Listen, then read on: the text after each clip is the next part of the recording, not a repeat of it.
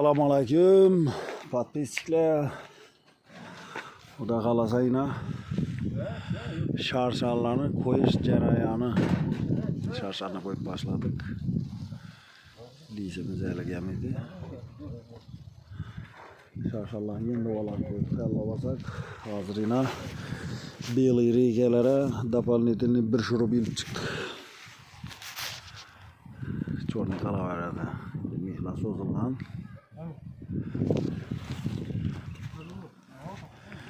Yeni dovala şarşarlarını koyup basak. Tak cücelerimiz yatıptı yine şöyle. Bir yandan birisi yatıptayken şöyle ikisini etcek koydum. İkisi yatıptı böyle. Sel peti çıkarlarım şöyle.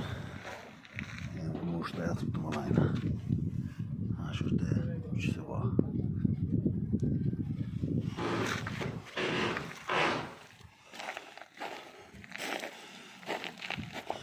Birden birisi var. İlacı bağıracak. Akşam birisi peze düşüp gitti. Çalarak uçadı onu. Bir iki pişikle kola bittiğinden tutup alıp çıkıp yine şöyle koydum bunu.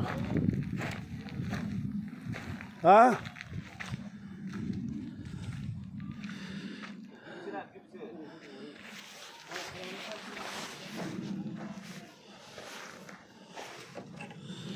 Yine güpsü soradılar.